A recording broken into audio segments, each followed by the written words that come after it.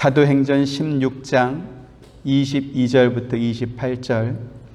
무리가 일제히 일어나 고발하니 상관들이 옷을 찢어 벗기고 매로 치라 하여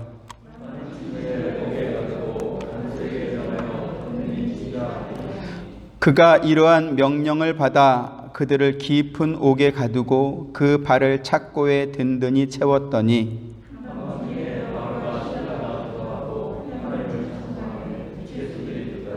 이에 갑자기 큰 지진이 나서 옥터가 움직이고 문이 곧 다 열리며 모든 사람의 매인 것이 다 벗어진지라.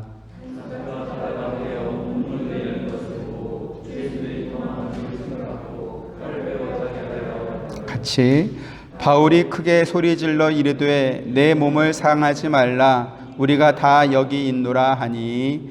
아멘. 바울과 실라가 점치는 여종에게 붙어있는 귀신을 쫓아낸 것 때문에 매를 맞고 발에 착고까지 채워진 채 깊은 감옥에 갇히게 되었습니다. 성경학자들에 의하면 당시 로마 감옥은 세 부류로 죄수들을 분리해서 가두었다라고 합니다. 햇볕이 들고 또 바람, 바깥 공기도 들어오는 창문이 있는 일반 감옥이 있었고, 내부 깊숙한 곳에 있어서 2중, 3중으로 잠금 잠치를 하는 그러한 감옥이 있었고, 그리고 사형수들을 가두는 지하 감옥이 있었다, 이렇게 말합니다. 24절에 바울과 실라가 깊은 감옥에 갇혔다, 이렇게 한 것은 내부 감옥 내지는 사형수들이 갇히는 지하 감옥에 갇혔던 것으로 그렇게 보입니다.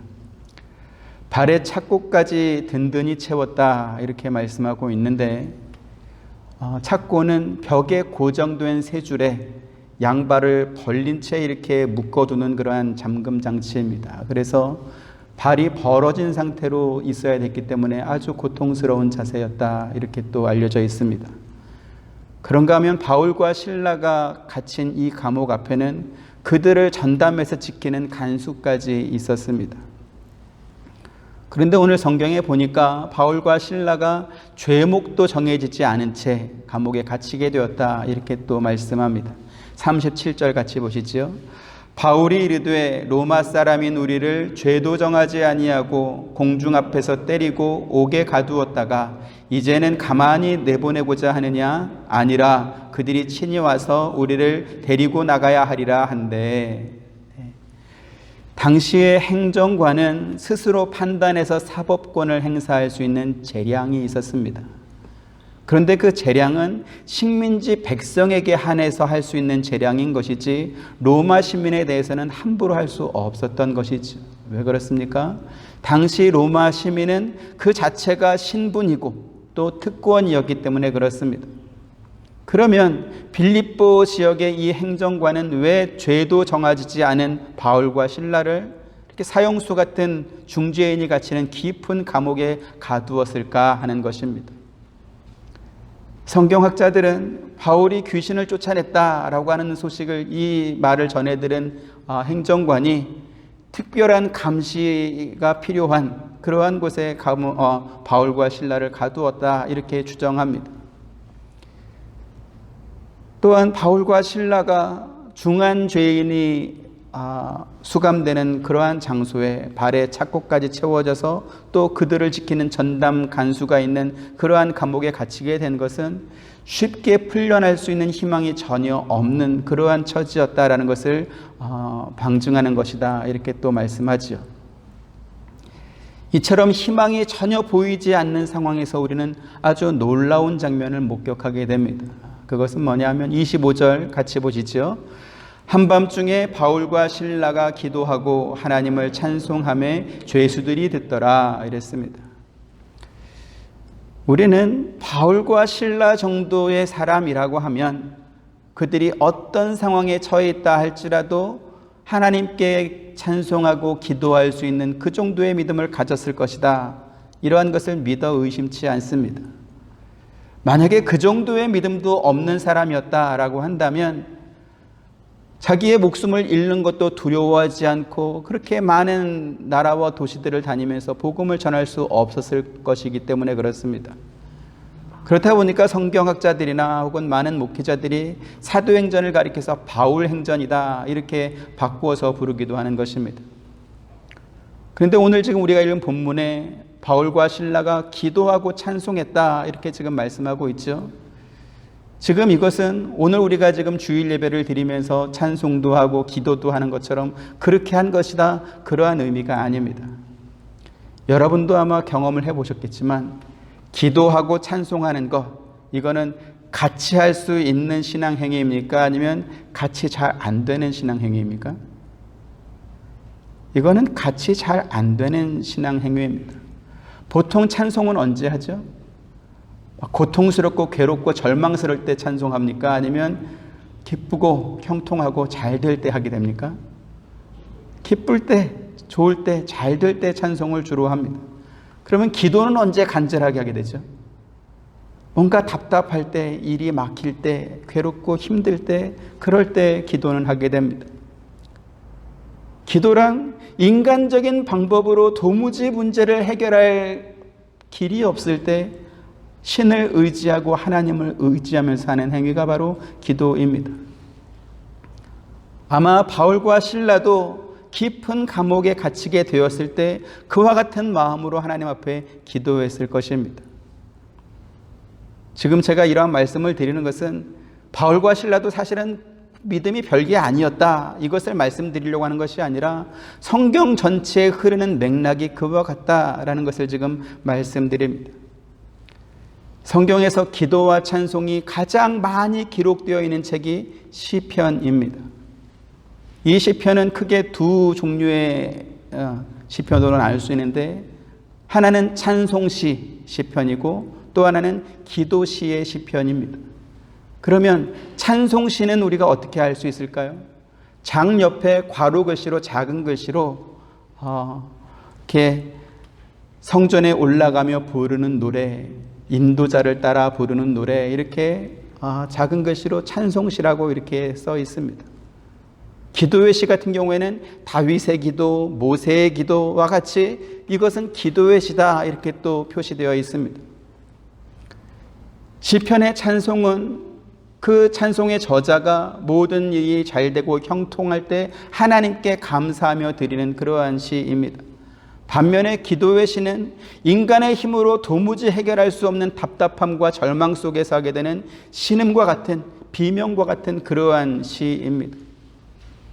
그런데요, 어떤 시편에는 기도와 찬송이라고 하는 전혀 반대되는 상황에서 드려지는 이러한 신앙 행위가 하나의 시 안에 함께 있는 것도 또 있습니다. 그리고 그와 같은 시편들은 오늘 우리가 읽은 본문을 이해하는 데 아주 큰 도움을 주고 있습니다. 먼저 또 우리가 알아야 될 것은 기도와 찬송이 함께 있는 이 시도 두 종류로 나뉜다라는 것입니다. 먼저 첫 번째는 자기가 지은 죄와 잘못을 하나님 앞에 고백하고 회개하면서 혹시 하나님께서 내가 지은 이 죄를 싫어하시면 어떻게 하나? 그래서 나를 미워하시고 나를 떠나면 어떻게 하나? 그러면서 절망 속에서 울부짖다가 하나님께 은혜 받고 이 응답 받고 기쁨과 감사의 찬송으로 바뀌는 그러한 시가 있습니다. 두 번째는 강력한 원수들이 대적들이 공격해 오는데 그 공격을 받으면서 절망에 빠져 있으면서 이 난관을 어떻게 헤쳐나가나 걱정하고 고민하면서 하나님 앞에 기도하다가 하나님으로부터 구원의 약속을 받고 또 기뻐하며 감사하는 그러한 찬송의 시가 있는 것입니다. 먼저 첫 번째 종류, 첫 번째 케이스의 시편의 기도와 찬송을 한번 살펴보겠습니다. 시편 6편 1절부터 10절 한 절씩 교독합니다. 여호와여, 주의 분노로 나를 책망하지 마시오며 주의 진노로 나를 징계하지 마옵소서.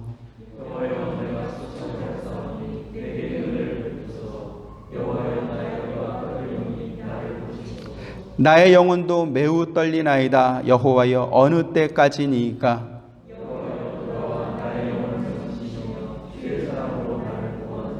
사망 중에서는 주를 기억하는 일이 없사오니 스올에서 주께 감사할 자 누구리이까?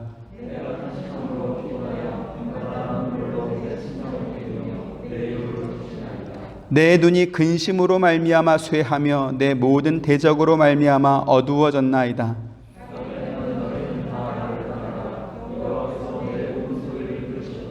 여호와께서 내 간구를 들으셨으며 여호와께서 내 기도를 받으시리로다.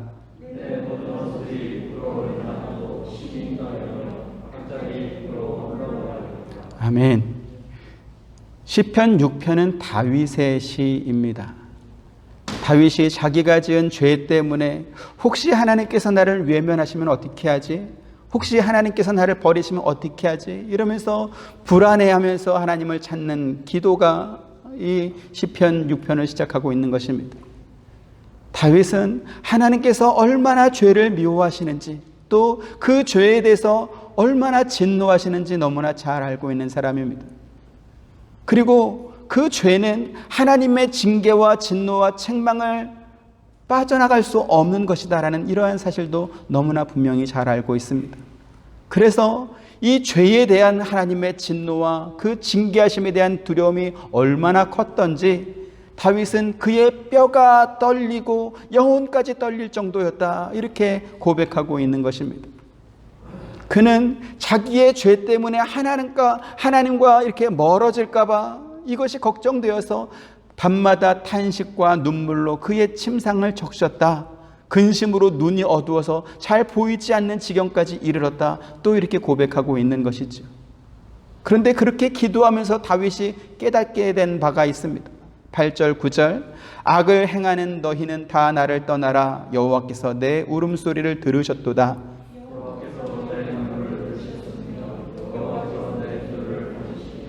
아멘. 다윗이 지금 깨달은 바가 뭡니까?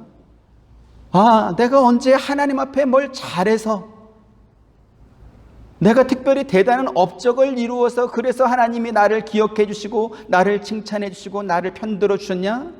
그건 아니었다라는 것이죠. 또 비록 내가 지금 큰 실수와 큰 잘못을 범하긴 했지만 그렇다고 해서 하나님께서 나를 버리시지는 않는다. 하나님은 그러한 분이 아니시다라는 것을 당당하게 고백하고 있는 것입니다.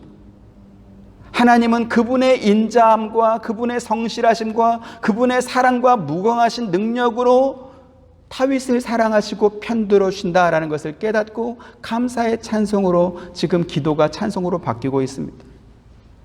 하나님은 당신을 찾는 자에게서 절대로 그 얼굴을 돌리지 않는 분이시다라는 것이죠. 세상은 죄를 범한 다윗을 향하여서 너 인생 이제 끝났다. 이생망이다. 무슨 말인지 아세요?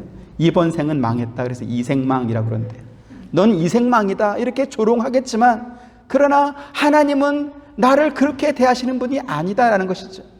그래서 다윗이 하는 말이 뭡니까? 악을 행하는 너희들아, 너희와 나는 근본적으로 다르다. 너희는 다 나를 떠나가라. 하나님께서는 내 울음소리를 외면하지 않으시고 내 간구를 들으시는 분이시다. 그러면서 찬송하고 있는 것이죠. 또 다윗이 찬송하는 것이 무엇입니까? 자신을 조롱하는 자들이 부끄러움을 받을 것이고 하나님 앞으로 돌아온 자신을 하나님께서 회복시켜 줄 것이다 라는 그러한 믿음과 신뢰를 하나님 앞에 고백하고 있는 것입니다. 이처럼 시편 6편은 죄의 절망에 빠진 우리가 어떻게 하나님 앞에 나와야 하는지 또 하나님께서 어떻게 그를 회복시켜 주시는지 잘 가르쳐주는 내비게이션 같은 그러한 시입니다. 그런가 하면 두 번째로 원수와 대적들의 공격을 받아서 절망에 빠져 있을 때 하나님 앞에 기도한 후에 구원의 응답을 받아서 감사와 찬송하는 그러한 시도 있다 이렇게 말씀드렸습니다. 시편 44편 보시죠. 1절부터 8절 하나님이여 주께서 우리 조상들의 날 곧 옛날에 행하신 일을 그들이 우리에게 일러주매 우리가 우리 귀로 들었나이다.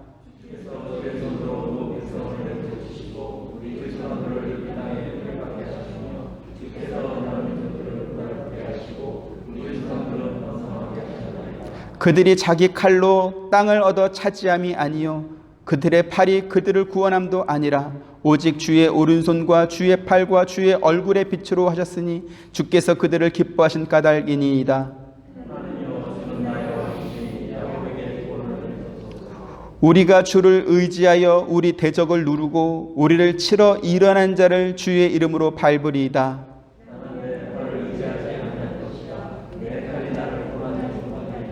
오직 주께서 우리를 우리 원수들에게서 구원하시고 우리를 미워하는 자로 수치를 당하게 하셨나이다.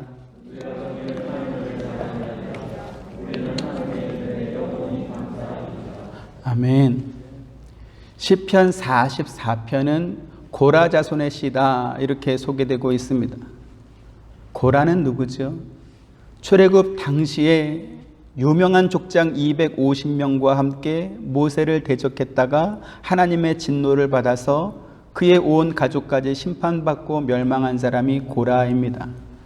그런데 그 고라의 아들들 중에서 몇 사람은 아버지 편에 서지 않고 모세 편에 서 있다가 살아남습니다. 그리고 그들이 광야의 여정과 또 이스라엘 역사 속에서 하나님의 역사를 깨닫고 고백한 시들이 시편의 여러 편 소개되고 있습니다. 우리가 읽은 시편 44편도 그 중에 하나입니다. 4절 말씀 같이 한번 보시죠. 시작. 하나님이여 주는 나의 왕이시니 야곱에게 구원을 베푸소서 이랬습니다. 지금 여기 야곱은 이스라엘의 다른 이름입니다. 창세기 35장 10절 보시죠. 하나님이 그에게 이르시되 내 이름이 야곱이지만은 내 이름을 다시는 야곱이라 부르지 않겠고 이스라엘이 내 이름이 되리라 하시고 그가 그의 이름을 이스라엘이라 부르시고 이랬습니다. 이렇게 아브라함 그 아들 이삭 그 아들 야곱이지요. 야곱이 그 이름이 이스라엘로 바뀐 후에 야곱의 12아들은 누구의 아들이 됩니까? 이스라엘의 아들들이 되는 것입니다. 그리고 가나안 땅 정복 후에 정식으로 나라가 세워진 후에는 이스라엘이라는 나라 이름이 이제 만들어지는 것이죠. 본문의 이스라엘이 그들을 치러 오는 대적들로 인하여서 아주 곤궁한 상황에 빠지게 됩니다.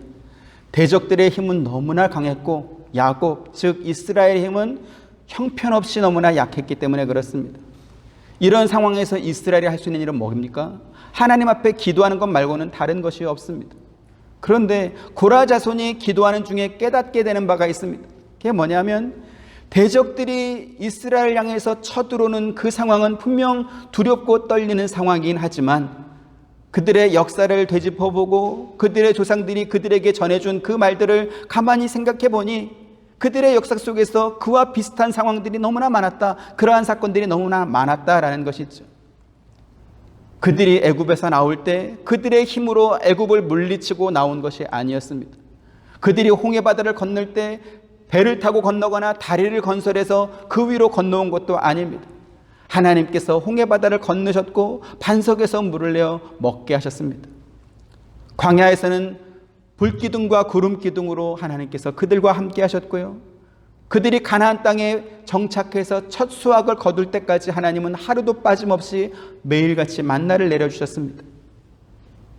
이스라엘 백성들이 느비딤이라는 지역에 머물고 있을 때는 아말렉 사람들이 군사를 이끌고 쳐들어온 적이 있습니다. 그날에 하나님께서 이스라엘과 함께 하셔서 아말렉 군대를 다 무찌르셨습니다.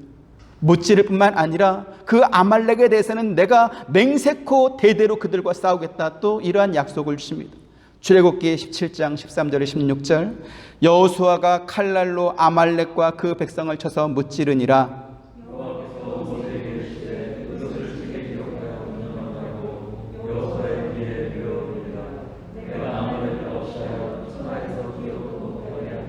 모세가 제단을 쌓고 그 이름을 여호와 니시라 하고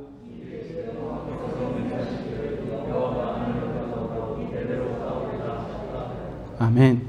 이렇게 하나님께서 내가 아말렉과 대대로 싸우리라 맹세하신 후에 이스라엘의 처음 왕 사울이 세워지고 나자 하나님께서 사울에게 너 가서 아말렉을 진멸하라 이러한 또 말씀을 주시는 것이죠.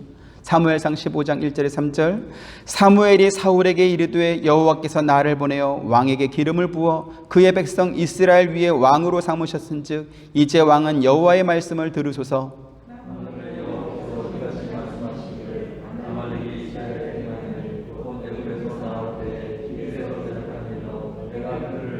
같이 지금 가서 아말렉을 쳐서 그들의 모든 소유를 남기지 말고 진멸하되 남녀와 소아와 젖 먹는 아이와 우양과 낙타와 나귀를 죽이라 하셨나이다 하니 아멘. 고라 자손들이 기도하면서 깨달은 바가 무엇입니까? 이스라엘 백성들이 뭘 잘해서 하나님께서 그들의 편이 되어주시고 막강한 전투력으로 침략해오는 대적 앞에서 그들을 지켜주신 하나님께서 이스라엘에 뭔가가 이쁨 구석이 있어서 그렇게 한 것이 아니었다라는 것입니다. 앞서 시편 6편에서 다윗이 뭐라고 말합니까? 자기가 지은 죄로 인해서 혹시 하나님께서 자기에게서 멀어질까, 혹은 하나님께서 자기를 버리지 않을까, 이러한 불안과 깊은 고민 속에서 뼈가 떨리고 영혼이 떨리는 그러한 가운데 하나님 앞에 기도하지 않았습니까? 그런데 그 기도 중에 다윗이 깨달은 바가 뭐였죠? 내가 하나님 앞에 뭘 잘해서 하나님께서 나를 사랑하신 것이 아니었다. 내가 하나님에 대한 믿음이 다른 사람보다 특별히 대단해서 하나님이 나를 기억하신 것이 아니었다라는 것입니다. 비록 이 다윗이 하나님 앞에 죄를 범했고 후된 징계를 받아 마땅한 잘못을 범했다 할지라도 하나님께서는 당신의 성품인 자비와 긍휼과 인내와 사랑으로 다윗을 품어주셨다라는 것이죠. 그래서 절망과 두려움에 빠져서 기도했던 이 다윗은 나중에 감사와 찬송의 그 노래로 그의 시가 바뀌고 있는 것입니다. 지금 시편 44편 역시 마찬가지입니다. 막강한 군사력을 가지고 침범해오는 이 대적들로 인해서 하나님 앞에 기도하는 것 말고는 다른 방법이 전혀 없었던 그러한 사람들인데, 그런데 그들의 기도가 찬송으로 바뀌고 있는 것이죠. 어떻게 해요?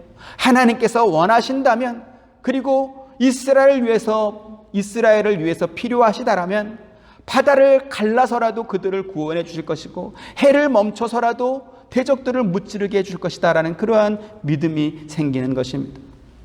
이처럼 기도와 찬송이 함께 나오는 시편들은요, 자신의 행위나 자신의 결정이나 이런 것과 전혀 상관없이 그들의 편을 들어주시는 하나님에 대한 신앙 고백들인 것입니다.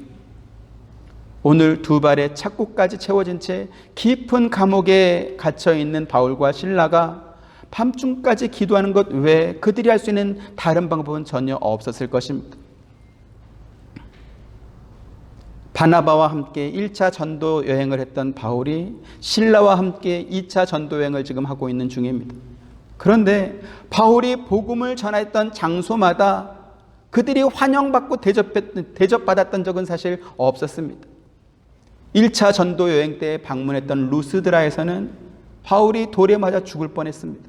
지금 이 말은 돌에 맞을 뻔했는데 안 맞았다 이런 것이 아니라 실제로 돌에 맞았고, 그리고 사람들이 야 이제 바울은 죽었다 그래서 성 밖으로 내던졌는데 시간이 지나서 정신을 차리고 다시 루스드라 성 안에 들어와서 내가 살았다, 그리고 그곳 형제들에게 안심을 시켜주고, 그리고 이제 파송했던 안디옥으로 돌아와서 한 1년 이상 이렇게 재정비 기간을 가진 다음에 다시 2차 전도여행을 하는 것이죠. 2차 전도여행 역시 마찬가지입니다. 아시아에서 열심히 복음을 잘 전하고 있는데 하나님께서 환상을 보여주면서 네가 가야 될 것은 아시아가 아니라 이쪽 마게도냐, 그리스, 로마 이쪽 유럽 쪽이다 이래서 그 방향을 바꾸어 주시는 것입니다. 하나님께서 환상까지 직접적인 계시로 보여주면서 방향을 전해 주셨다면, 이제 내가 저쪽으로 건너가면 하나님께서 나한테 이렇게 환상까지 보여주면서 가라 하셨으니 가면 거기에 정말 놀라운 복음의 역사가 있지 않을까, 이런 기대가 생기지 않겠습니까? 그런데 막상 와서 보니까 어떤 일이 벌어지죠? 강가에 앉아서 이렇게 자기들끼리 모여있는 여인네 몇 사람 말고는 만난 사람이 사실 없습니다. 그리고 이제는 귀신 들린 여종을 고치고 본격적으로 복음을 한번 전해봐야 되겠다 이렇게 생각하고 있는데 매해 맞고 감옥에 갇히게 되는 그러한 상황에 처하게 되는 것이죠. 이러한 사건에 대해서 바울이 고린도 교회에 보낸 편지에서 복음을 전하면서 자기가 당했던 그러한 경험들을 이렇게 소개하고 있습니다. 고린도후서 1장 8절에 10절, 형제들아 우리가 아시아에서 당한 환난을 너희가 모르기를 원하지 아니하노니 힘에 겹도록 심한 고난을 당하여 살 소망까지 끊어지고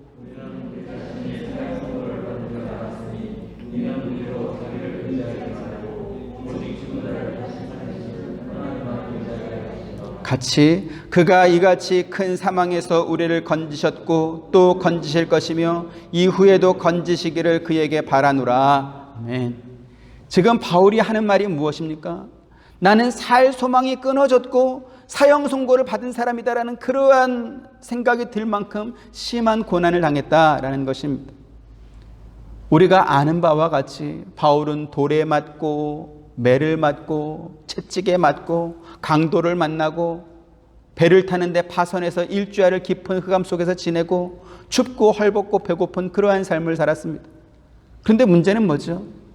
죽지 않더라는 것입니다. 죽지 않더라. 순전히 제 생각이지만 아마 바울이 제일 부러웠던 사람은 스데반이 아니었을까 생각됩니다. 복음 딱 멋지게 전하고 한번 돌에 딱 맞고 그냥 순교 얼마나 좋습니까? 근데 바울은요, 돌에 맞고 매로 맞고 40에 하나 가만, 남들은 한 번 맞아도 죽을지 모른다는 그 매를 5번이나 맞고 배에서 이렇게 폭풍 때문에 배가 파손해 가지고 있는데 안 죽고 또 살아남고 요즘 뭐 하는 겁니까? 그런데 그 많은 핍박과 환난 속에서 바울이 깨달은 바가 있습니다. 그게 뭐죠? 이는 우리로 자기를 의지하지 말고 오직 죽은 자를 다시 살리시는 하나님만 의지하게 함이라 라는 것입니다. 그런 노래 있죠. 여기까지가 끝인가 보. 바울이 여기까지가 끝인가 보다, 이게 마지막인가 보다 이렇게 생각했는데 그게 아니었다라는 것입니다. 고린도후서 1장의 말씀처럼 이제는 죽었구나, 이제는 사형 선고를 받은 것과 마찬가지구나 이러고 기도하고 있었는데 하나님께서 그에게 하시는 말씀이 너 그거 아니야. 그게 뭡니까?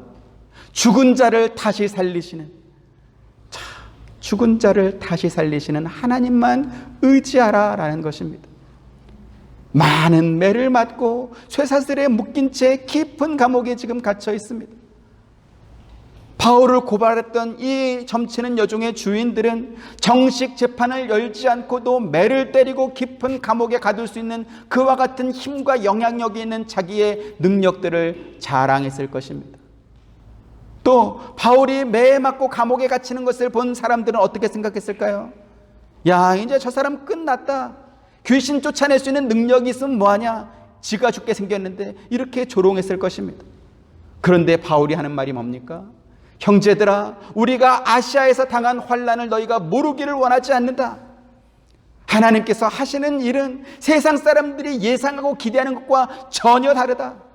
하나님께서 일하시는 방법, 그분께서 그 일을 성취하시는 방법은 세상의 법이나 세상의 상식에 얽매이는 것이 아니다. 그분께서 하시는 일은 누구도 방해하거나 누구도 막을 수 없다. 너희가 이것을 알길 원한다. 이와 같은 말을 하는 것이죠. 기도 중에서 이와 같은 사실을 깨달은 바울이 하나님을 찬송하기 시작합니다. 그가 했던 찬송은 어떤 것이었을까요?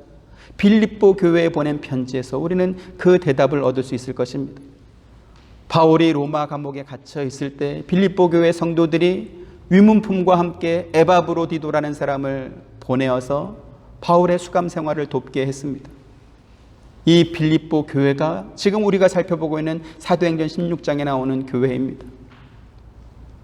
자주장사 루디아와 또 바울을 지켰던 간수 그 가족들이 중심이 되어서 만들어진 교회가 빌립보 감옥입니다. 빌립보 교회입니다. 빌립보 감옥이 아니고 빌립보 교회입니다.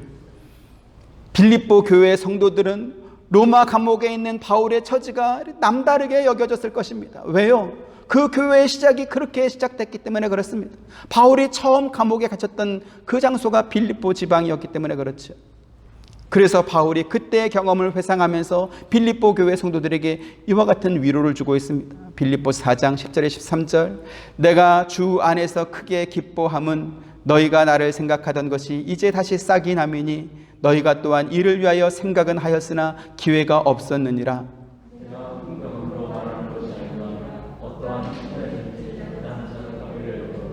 나는 비천에 처할 줄도 알고 풍부에 처할 줄도 알아. 모든 일 곧 배부름과 배고픔과 풍부와 궁핍에도 처할 줄 아는 일체의 비결을 배웠노라.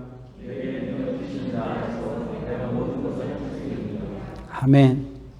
바울이 빌립보 교회에 보낸 편지의 내용을 여러분 자세히 보셔야 됩니다. 너희가 나를 생각해줘서 너무나 고맙고 감사하다.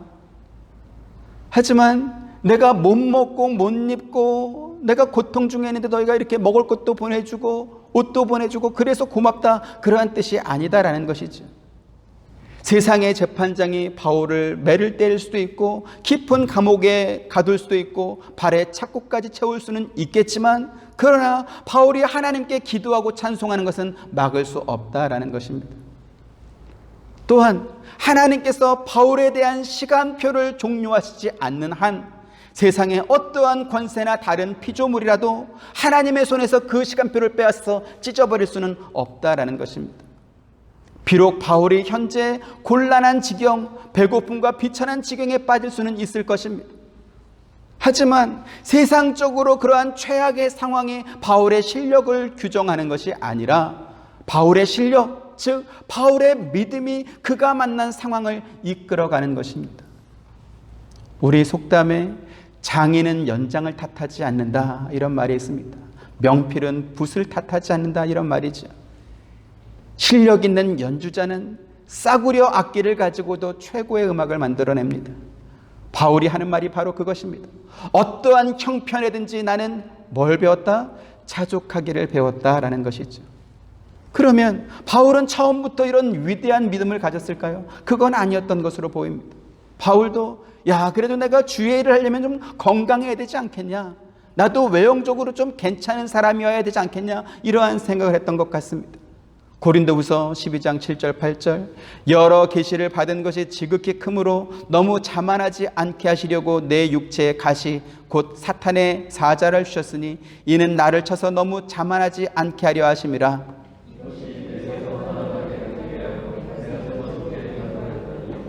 그랬더니 하나님께서 바울에게 뭐라고 합니까? 9절 10절 나에게 이르시기를 내 은혜가 네게 족하도다 이는 내 능력이 약한 데서 온전하여 짐이라 하신지라. 그러므로 도리어 크게 기뻐함으로 나의 여러 약한 것들에 대하여 자랑하리니 이는 그리스도의 능력이 내게 머물게 하려 함이라.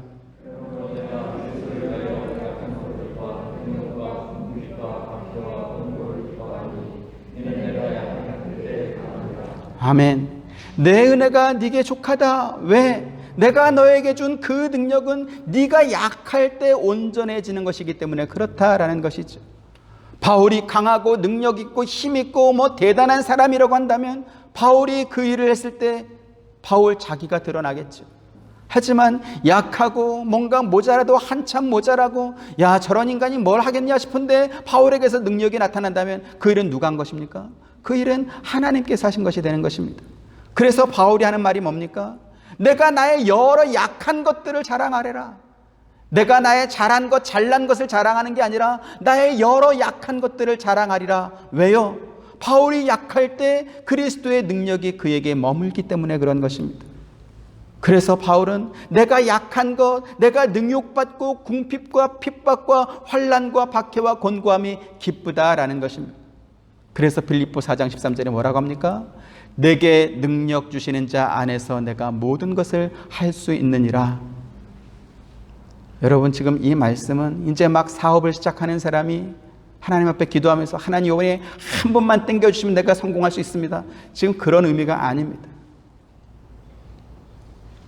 어떤 맥락에서 바울이 이와 같은 고백을 하고 있는지 앞뒤 전후 사정은 좌우 사정은 전혀 고려하지 않고 그냥 자기가 용기받을 수 있는 그런 용기받을 수 있을 것 같은 그런 말씀 하나 외워가지고 내가 모든 것을 할 수 있느니라 막 이러고 있으면 참 곤란해집니다. 여러분, 이제 바울이 어떠한 의미에서 이러한 말씀을 하게 되는지 아셨죠? 자, 여러분 이런 고백하며 살고 싶으십니까? 제가 지금 드리는 말씀은 이런 고백하면 안 된다 이런 게 아니라 이러한 믿음의 고백을 할 수 있도록 우리의 신앙과 우리의 실력이 자라가야 된다라는 것을 말씀드리는 것입니다. 우리가 성경의 여러 증거를 통해서 우리의 믿음의 선배들이 어떻게 기도하고 찬송할 수 있었는지를 확인하고 있습니다. 마지막으로 오늘 우리가 한 가지 더 확인해야 됩니다. 그게 뭐냐면 죄수들이 듣더라라는 말씀입니다. 25절 다시 한번 보시죠. 시작. 한밤중에 바울과 실라가 기도하고 하나님을 찬송하며 죄수들이 듣더라. 마치 사형수처럼 발에 착고까지 채워져서 깊은 감옥에, 그것도 그들을 지키는 전담 간수가 있는 그 감옥에 갇혀있는 바울과 실라가 뭐가 좋아서 온 죄수들이 다 듣도록 그렇게 기도하고 찬송했을까 하는 것이죠. 이것이 바로 하나님 있는 사람과 하나님 없는 사람의 차이인 것입니다. 하나님 없는 사람은 당면한 현실, 자기를 당황스럽게 하고 고통스럽게 하는 그 현실이 그 사람을 이끌어갈 것입니다. 하지만 하나님 있는 사람은 지금 바울이 고백하고 있는 것처럼 가장 약한 데서 온전해지고 가장 당황스럽고 고통스러운 그 상황이 자랑거리가 되는 것입니다.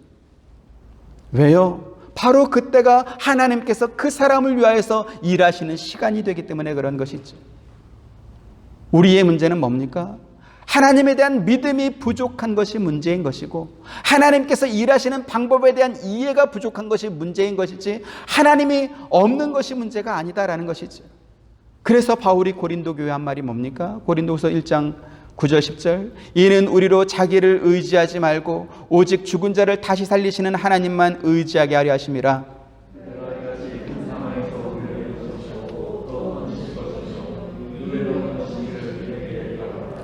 무엇을 의지하지 말라고 합니까? 자기를 의지하지 말고 누구를 의지하라고요? 죽은 자를 다시 살리시는 하나님만 의지하라. 할렐루야.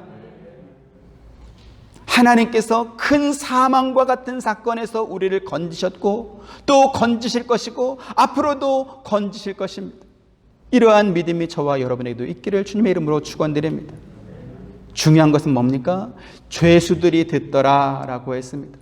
하나님을 알지 못하는 사람, 믿음이 없는 사람들이 우리가 사는 모습, 우리가 이렇게 행동하는 이러한 행동을 보면서 듣게 되어야 되는 것입니다. 하나님을 보게 되어야 되는 것입니다. 하나님을 알게 되어야 하는 것입니다. 다음 주에 말씀을 드리겠지만 바울과 실라가 찬송하고 기도하는 소리를 들은 그 간수가, 그들을 지키던 그 감옥의 간수가 그날 밤에 예수님을 영접하고 온 가족이 구원받게 되는 역사가 일어납니다. 저와 여러분들이 세상을 사는 방법은 하나님을 모르는 사람들, 하나님이 없이 사는 사람들의 사는 방법과 분명히 달라야 할 것입니다. 우리는 상황이 우리를 이끄는 대로 끌려다니는 그러한 사람들이 아니고요, 우리가 어떠한 상황에 처해 있다 할지라도 하나님께서 우리를 이끄시는 대로 따라가는 사람들인 것입니다. 그 상황이 어떤 모양과 방법으로 우리에게 찾아오든지 더욱 주님만 의지하면서 내게 능력 주시는 자 안에서 견딤과 오래 참음과 감사를 배우게 되기를 주님의 이름으로 축원드립니다. 이렇게 세상과 다르게 사는 우리의 모습들이 마치 산 위의 동네처럼 사람들에게 보여져야 되는 것입니다. 우리 안에서 역사하시는 그리스도의 능력이 빛과 같이 사람들에게 비춰져야 되는 것입니다. 그래야 세상 사람들이 그 빛을 보면서 주님 앞으로 나오지 않겠습니까? 우리가 사는 모습이나 세상 사람들이 사는 모습이나 뭐 다 똑같은데 그들이 왜 오겠어요? 쓸데없이 그리스도 앞으로. 근데 다르더라는 것이죠. 그 간수가 바울과 실라를 보니까 내가 지금까지 봤던 사람과 다르구나. 그래서 뭐라고 합니까? 내가 어떻게 해야 구원을 받을까? 바울이 뭐라고 그래요? 주 예수를 믿으라. 그리하면 너와 내 집이 구원을 얻으리라. 다음 주 예고편입니다. 하나님과 함께 사는 저와 여러분들이 세상과 어떻게 차별된 모습으로 살아갈 수 있게 되는지 잘 보여줄 수 있게 되기를, 세상이 보더라, 세상이 듣더라, 세상이 알게 되더라, 이와 같은 삶을 살게 되기를 주님의 이름으로 축원드립니다. 마지막으로 옆에 분들과 말씀하시죠. 그렇게 보여줍시다. 그렇게 들려줍시다. 그렇게 알게 해줍시다. 기도하겠습니다. 은혜로우신 아버지 하나님, 감사합니다. 우리가 무엇이길래 하나님께서 우리를 크게 여기시고 하나님의 큰 사랑으로 우리를 구원하여서 하나님의 자녀와 백성으로 삼아 주셨습니까? 이렇게 큰 사랑을 받은 우리들인데 우리가 믿음이 부족합니다. 하나님의 일하시는 방법에 대한 이해가 부족합니다. 그래서 세상 사람들처럼 조금만 어렵고 조금만 힘들어도 그 상황에 붙잡혀서 어찌할 바를 모르는 그러한 믿음 없는 저희를 주님 책망하시고 우리의 믿음을 더하여 주옵소서. 상황이 우리를 이끌어가게 하지 마시고 하나님께서 이끄시는 방향대로 우리가 순종하며 나아갈 수 있도록 은혜 베풀어 주옵소서. 세상과 다르게 사는 우리들의 삶의 모습이 마치 산 위의 동네처럼 세상에 비춰지게 하시고 그들도 그리스도 예수 앞으로 나올 수 있는 그러한 은혜를 허락하여 주옵소서. 예수님 이름으로 기도드립니다. 아멘. 지금은 우리 주 예수 그리스도의 은혜와 하나님의 크신 사랑과 보혜사 성령님의 감화감동 교통하심이 세상과 다르게 살길 원하며 나아가는 사랑하는 모든 성도님들의 머리 위에와 가정과 생업과 행하시는 모든 일들 가운데 지금부터 영원토록 함께 있기를 축원하옵나이다. 아멘.